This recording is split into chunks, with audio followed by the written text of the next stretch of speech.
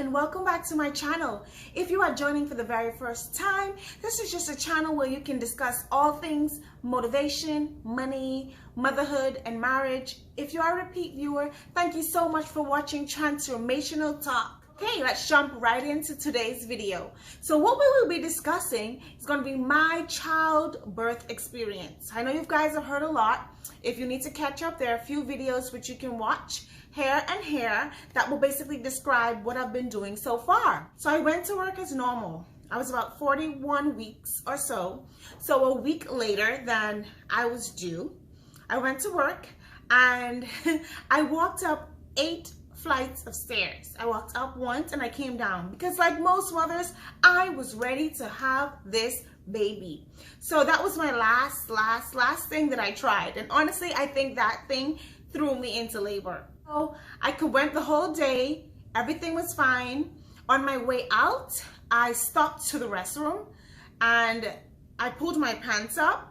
And then I realized that water was leaking, and I thought to myself, oh my God, did I just pee on myself? Did I really just let urine fall on myself? And as I began to walk, more and more water came down. And I thought to myself, holy crap, did my water break, or did I have a similar experience to my first son? Because while I was pregnant with my first son, I thought my water had broke, but I was actually just peeing on myself. My husband picked me up from work that day. I got in the car and he's like, why are you acting so weird? I didn't want both of us to be like, over the top and freaking out about everything. So at first I didn't say anything, but then it got really like, ooh, like the water was gushing basically. And it became obvious. He took off his sweater and I sat on it, and that was like completely soaked in within 10 minutes. So I called my midwife and I let her know what was going on. I took pictures of it and everything. She must be thought like, oh my God, too much information. But I took pictures. I called my best friend. I called my in-laws. I called everyone that I thought needed to know. So this was about 5 o'clock. I would say my water broke at 5 o'clock. I didn't feel any contractions until like 8:30 at 9 o'clock that night. I did, however, have a strange pain in my leg, but that was about it. So at 8:30 and 9 o'clock that night, I felt like real contractions, but they were really sporadic, all over the place. No pattern, not lasting for any specific period of time, not stopping at any specific period of time. It was really all just sporadic. I spent the whole night like hydrating myself and making sure that I was comfortable. I slept in my bed. My midwives would come in, check for a heartbeat for the baby, check my blood pressure, ask me about movements, just basically checked on me, throughout the night. But I didn't feel any like serious contractions, I think, until about 7 o'clock that morning. The contractions were coming, but at this point, I was so exhausted. My legs hurt because at some point I stood for hours on end, just trying to get really comfortable. The contractions started hurting and coming really fast, like about 7 o'clock in the morning. At that point, I think my midwives realized that my labor wasn't progressing. So they suggested that I walk up and down the stairs at home. I walked up and down, just to get the labor going and to get gravity to work on my side. I actually delivered with the help of this object here. So I sat on that birthing stool. The midwives were in front of me. My husband kind of supported me in the back, and I held myself up and pushed. So now you want to know, like, how did it feel? What did it feel like? Actually, at that point, the contractions didn't hurt. It didn't matter.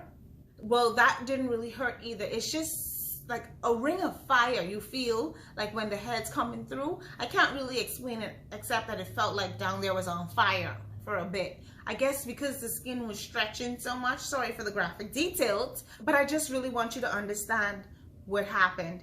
So once the baby passed through, mother and baby went to the bed. We went to the bed. We did skin to skin contact. We didn't do any of the vitals at that time because my midwives felt it was more important for us to bond. And when babies are young, they cannot regulate their own temperatures. So we just held the baby on my chest for the whole time. We did skin to skin and breastfeeding. And funny thing is, we didn't know for about an hour the sex of the baby. And finally, my sister was like, do we know yet if this is a boy or girl? So that was how important it was for me you know, the father, the baby, and the midwives, we really wanted to protect that moment. Like, we weren't all tearing the baby apart. So it was just like, what is the sex of this baby? So then we looked down, we're like, oh, it's a girl, and then all the excitement happened. But it was really funny to know that it had gone on for a whole hour before we had realized the sex of the baby. In a nutshell, my water broke at 5 p.m. I didn't have any real contractions until about 8 o'clock at night. They were very erratic. I didn't start to have a constant, like, time contractions until 7 o'clock that morning. My baby was born at 11 o'clock in the morning on a stool. I just pushed and he just came. As far as the pain was not, it wasn't unbearable, but it did hurt. And I think that the worst thing about it was that you couldn't rest because you were constantly, every time I dozed off, I basically was woken up by a contraction. I think that was the thing that sucked the most, because you couldn't rest. What was great is that the contractions don't last forever. So you're not in pain for hours on end. It was like 5 minutes, no pain, 5 minutes, no pain. So it did give your body a chance to rest, but definitely it gets tiring. Would I do it again? Maybe. I hope sharing my journey with you helps anyone that would like to have a home birth. If you have any questions, I am more than happy to answer them for you. We'll do a new video of do's and don'ts of home birth.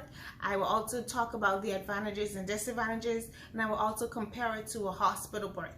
Thank you so much for watching. Don't forget to like, comment, and subscribe.